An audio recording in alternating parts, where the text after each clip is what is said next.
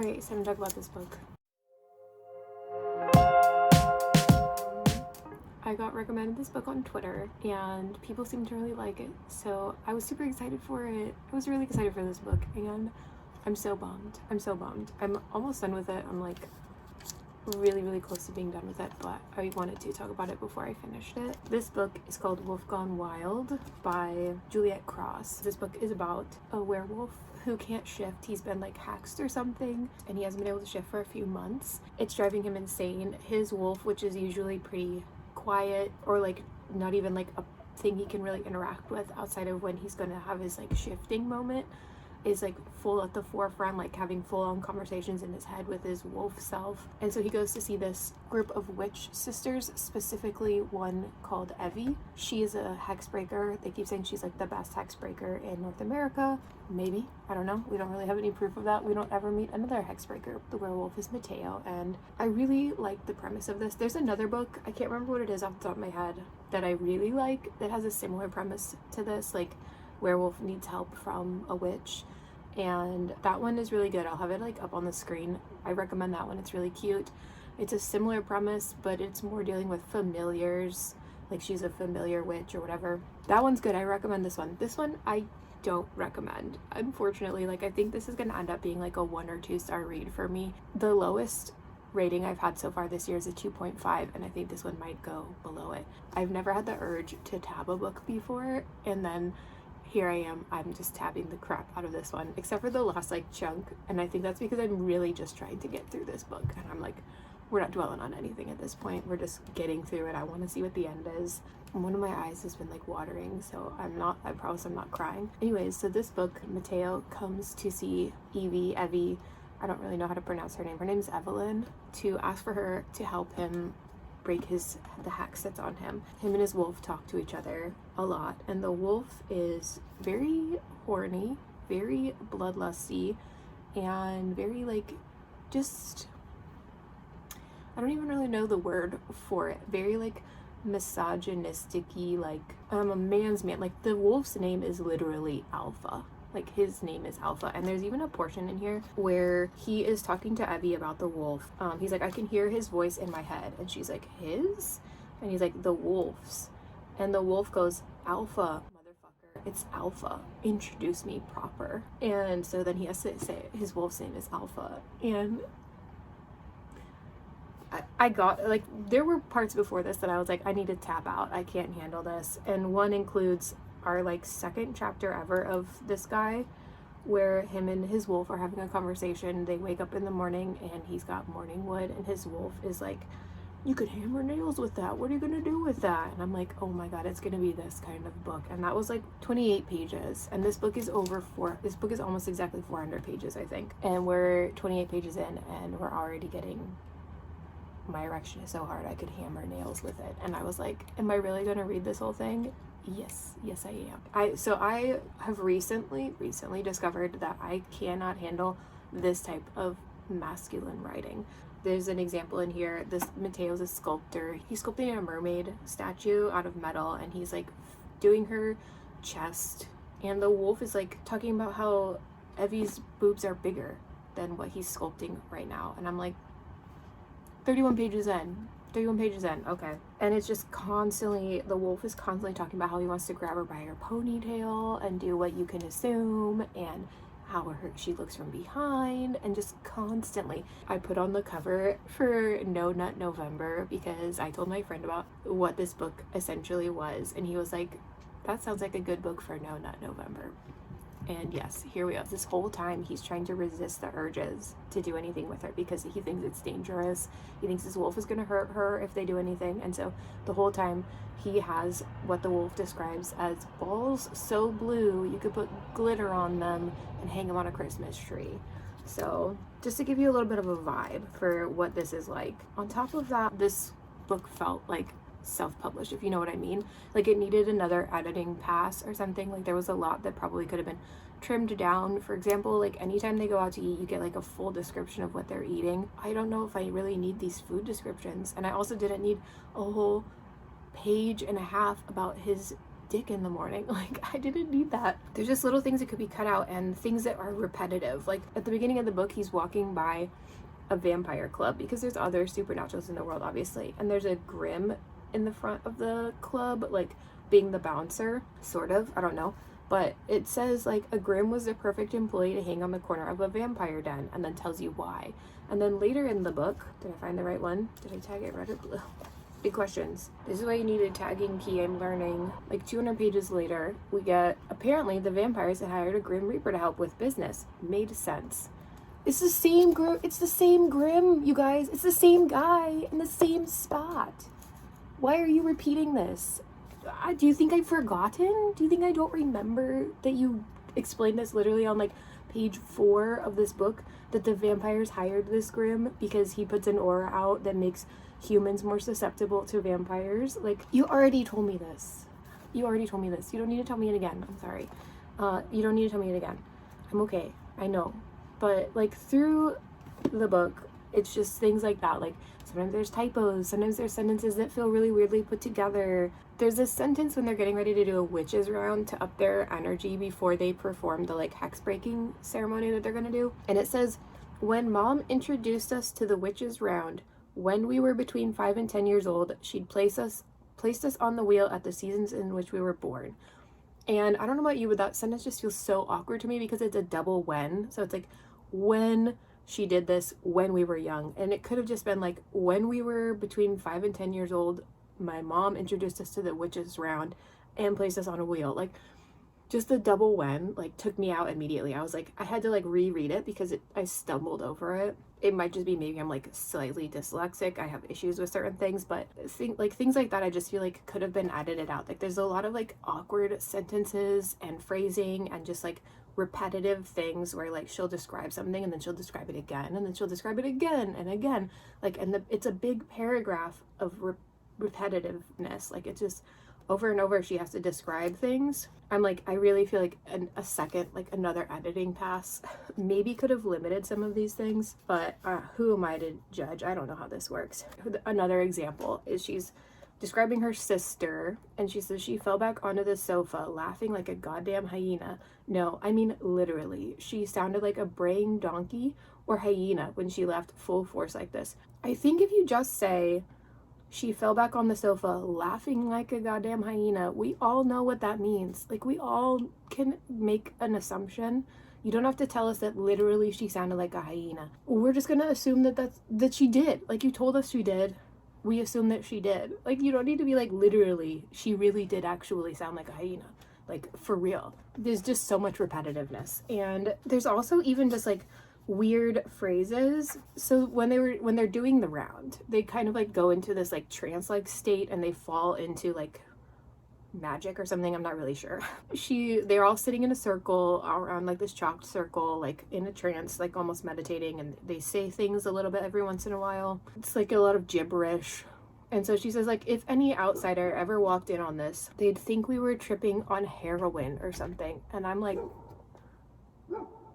I've never done heroin or any hard drugs or anything like that, but I don't think that's what they would assume you guys are tripping on. Heroin? Like, of all things? If I walked in on people in a circle doing this meditative stuff, I would be like, edibles. That's what I would assume. I would assume weed or something, like just a chill circle of people mumbling stuff to themselves. Like, that's what I would assume. I would not go to heroin. I started this book thinking that, like, I really liked the system, the magic system in the world. I thought it was really cool, at least. What do you call it?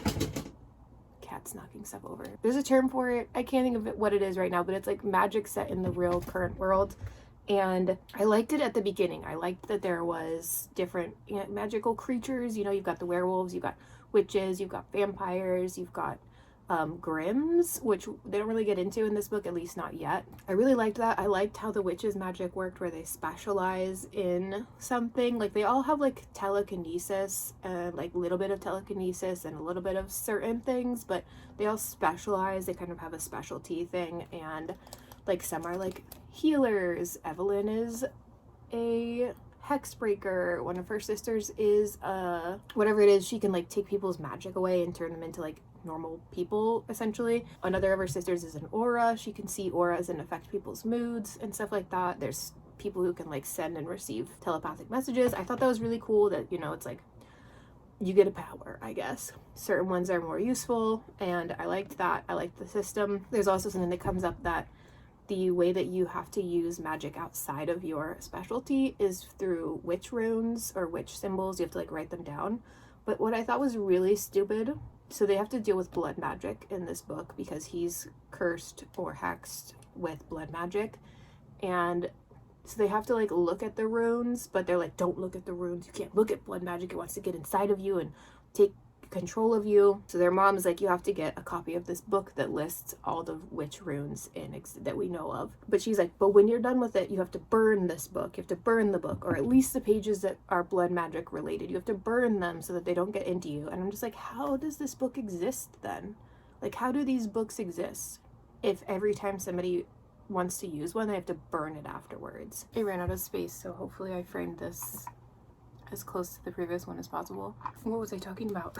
Oh, the book was hard to find anyways. Like, so they had to have the vampire leader guy hunt one down for them because he's like the rare book supplier. So he had to go and hunt it down. So they just got it, and they just had a really awkward interaction. Essentially, they just kind of started making out on the dance floor at like this party for like the witch council yearly soiree. Her and the werewolf were like making out on the dance floor, and then we're like, let's leave. Like, you should have done that first. This is the second time they've done something like this where they're like somewhere. This time it was at the werewolf, oh my god. This time it was at the witch's cocktail party. The time before it was at her job. It was at her place that she works. She got off work and they got out on the dance floor and were slow dancing and just started making out. And I was like, you work here, and also it's like your family's place, your sisters are there, your friends and coworkers are there, and you're just making out with this werewolf on the dance floor. And then she's surprised that people know her and the werewolf are like hooking up. Like, I can't with some of this. I can't with some of this. I don't know. I just want to finish this book. Oh, I almost forgot about my first like big gripe with the book, aside from the like misogynistic, horny, no, not November things. They were having a conversation about interests, okay? And she's like pushing him. He's like, I like to hike. And she's like, what do you mean you like to hike? We live in the middle of New Orleans. Where do you even hike?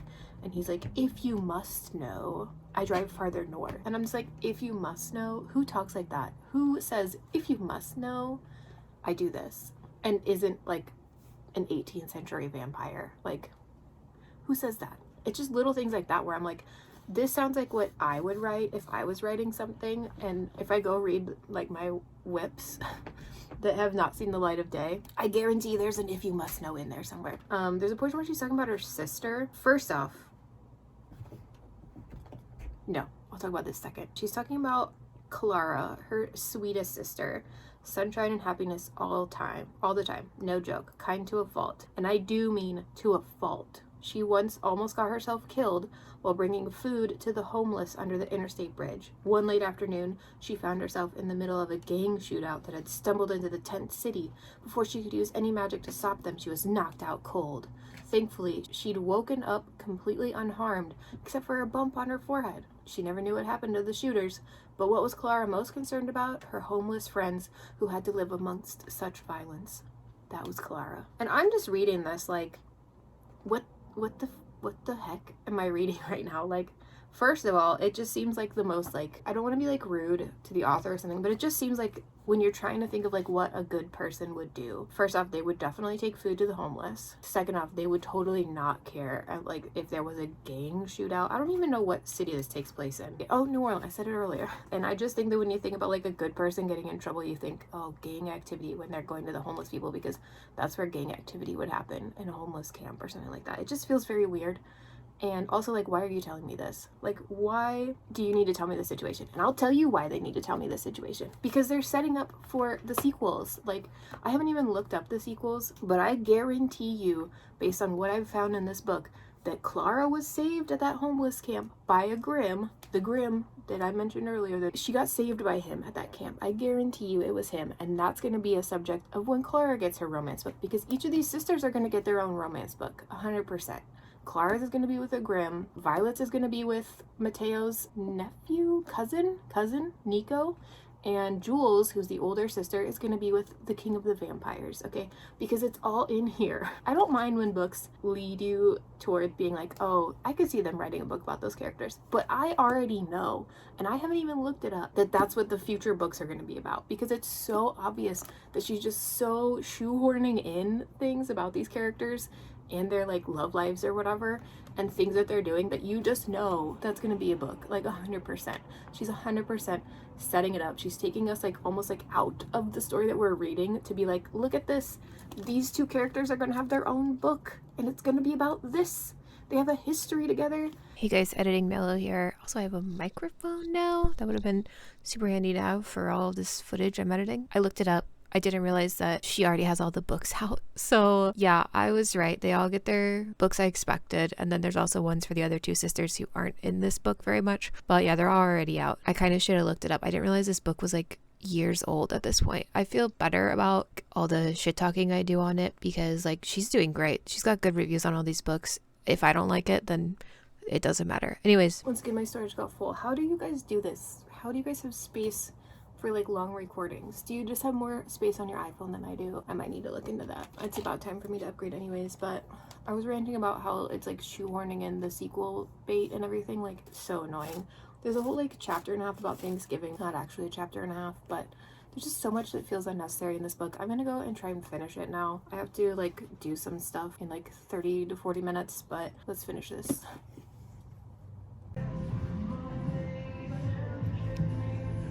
It would be an Evanescence song.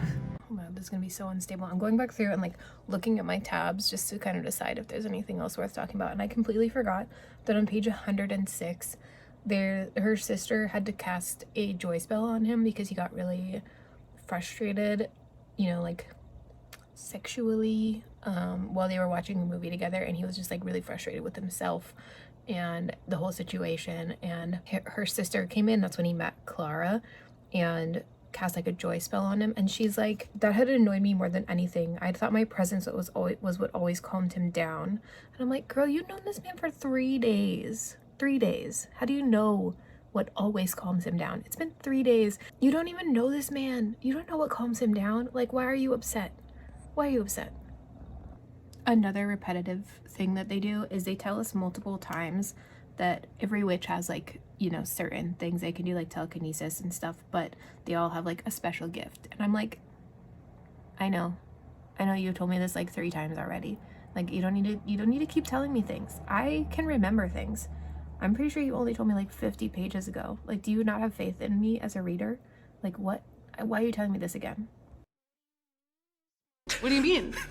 What do you mean? What do you mean? Yet another weird way of wording something. She was human, you see, and has been gone for a while. You see? She was human, you see, and has been gone for a while. Like, this just feels like fairy tale speak. This might just be a me thing, but I hate when they refer to it as a vagina. I hate it. He cupped my vagina? No, he didn't. No, he did not. You guys, I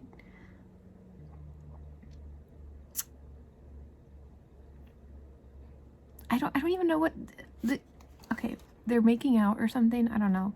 And she's like, a throaty groan rumbled from his chest to mine, putting my girls on full alert. Okay? Full alert. Boobs on full alert. My nipples saluted with gusto.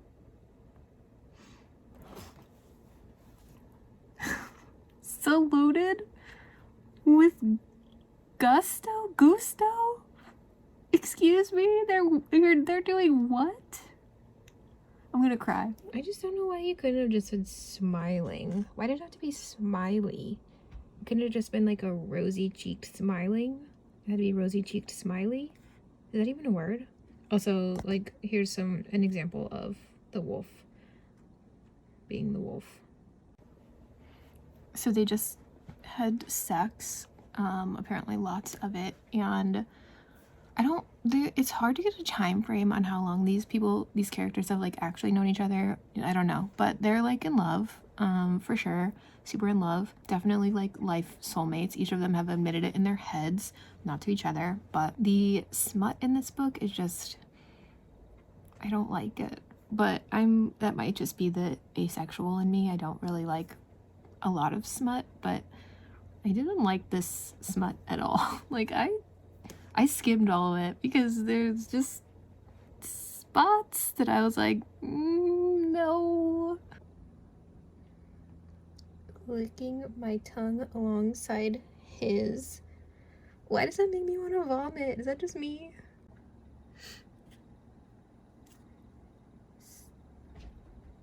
I don't like it. I don't like it. So it's just been revealed who the witch was that cursed him, and it's one of his business partners, Sandra. And I did kind of get an inkling of that a little bit, but anyways, so he just finds out and he's like, I couldn't believe what I was fucking hearing. I thought you were a genuine artist with the means to build our community. My friend. Like, what does that mean? Genuine artist with the means to build our community? Like, that's what you're thinking about in this moment when she's about to like chain you up and like do something to you or whatever. You're thinking about how you thought she was like an artist who was going to help you build community. I don't know, that's just kind of weird. So I guess that Sandra needs him to kill Evelyn for a blood sacrifice so that she can live like, quote unquote, like forever. Like, this sacrifice will get her a century or two, essentially, is what she said. But she says that she's unlocking his wolf and it's gonna need blood, and so she knows that he's gonna end up killing his soulmate Evelyn. And I'm just kind of like, we know this is gonna backfire on her, right? Like, we know that he's gonna end up killing Sandra because he can't kill Evelyn or something. Like, typical Clara. Could talk about the wounded spirits of the world as easily as she could talk about baking a cake. Oh my god, Clara's going with Clara, the sister that has like a thing that I think with the Grimm. Oh my god, if the Grimm shows up, that might hook me. A conga line? A conga line? That happens outside of like business meeting things where they're trying to get you closer with your coworkers. Conga lines? If the conga line thing feels out of place, it's because it does feel a little out of place. Like, we already know the stakes are high and Clara and Evie are on their way to the house. They don't know that the stakes are high, but we're just getting this like chit-chatty conversation, and I'm a little bit like,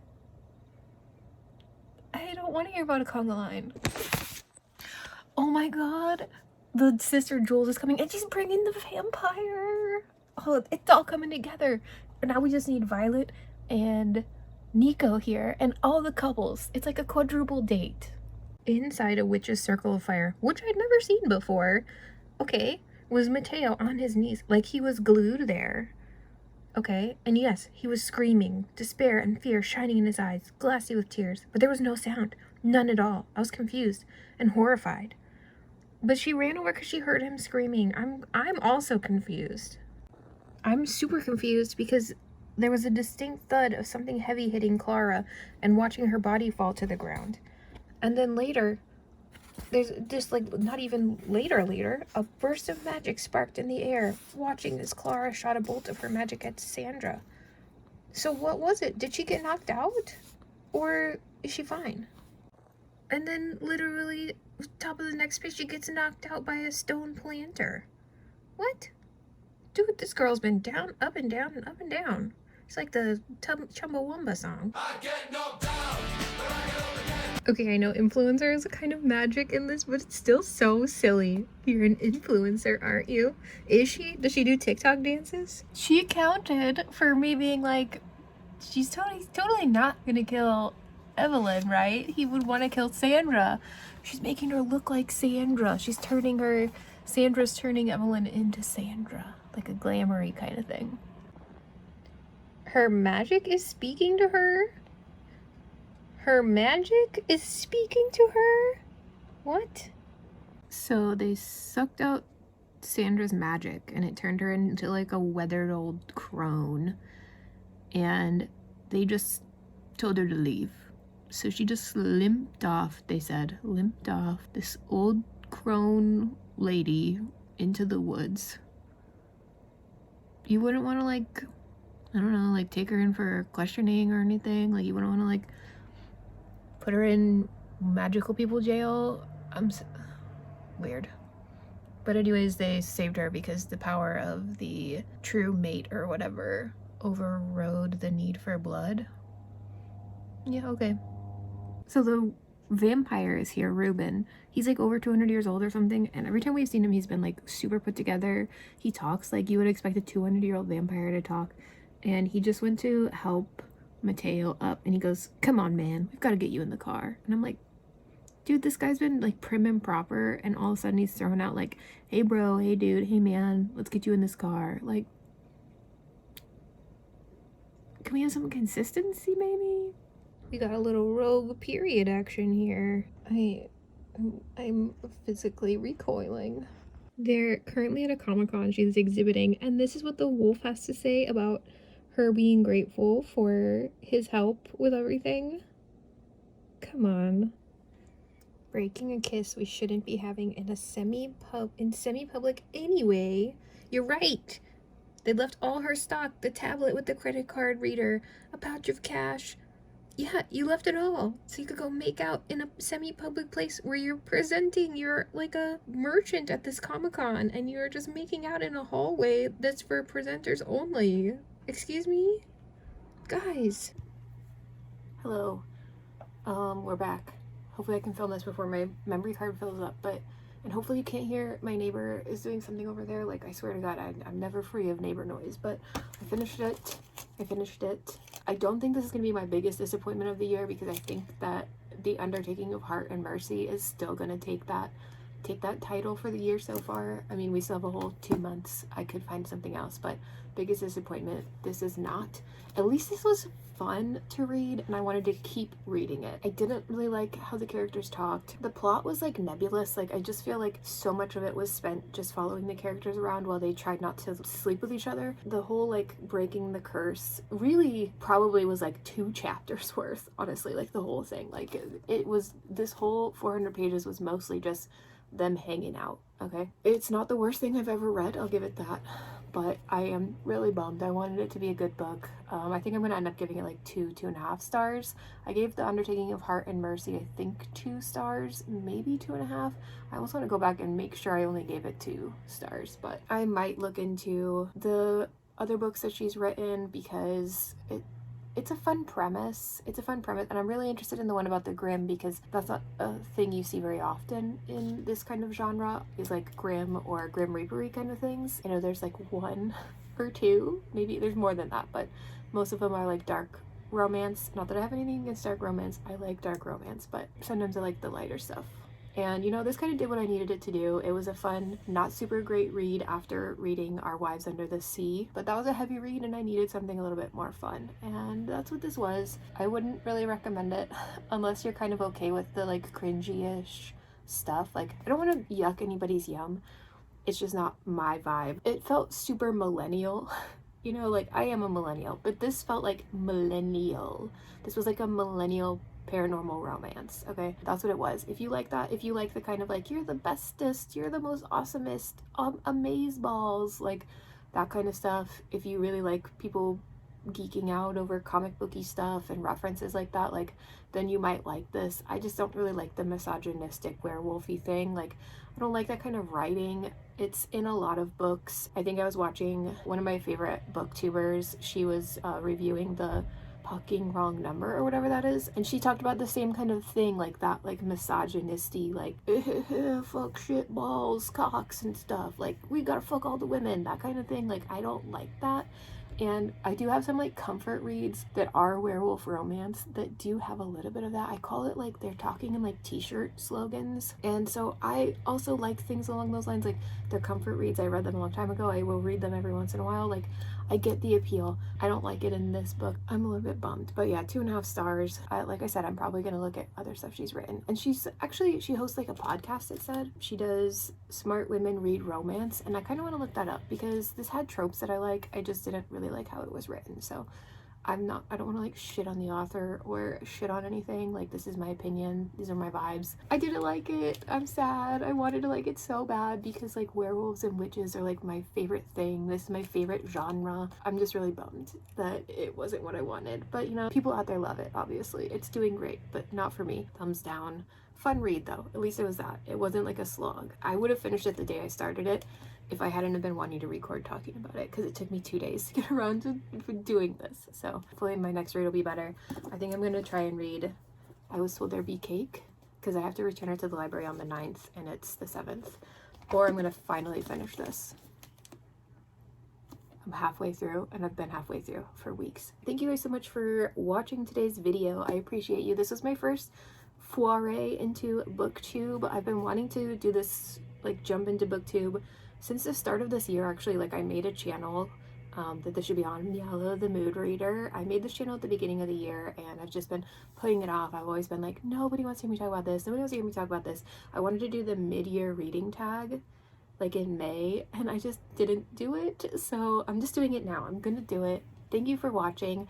Please like and subscribe. I really appreciate it. I'm going to be putting out more videos. I have some ideas. Like, I wanted this to be a reading vlog where I read like all these books, all 3 of these books this week, but obviously I had a lot to say about this first one, so my next video might be a reading vlog about these. But I have some fun ideas for like December. My fiance is coming to visit and I think it would be fun to make him buddy read A Christmas Romance with me during that period of time. And we're also going to be doing like Barnes and Noble shopping, so there'll be book hauls and maybe like a Barnes and Noble shopping vlog, because I've never gotten to go do the Boxing Day sale and I was living vicariously through everybody last year, so I'm excited for that. But yeah, thank you so much for stopping by today. I would love to hear if you've read this book or if you have any other recommendations for like werewolf, witch, romance or anything, because it is like my favorite genre. I'm always looking for more books in that genre to read.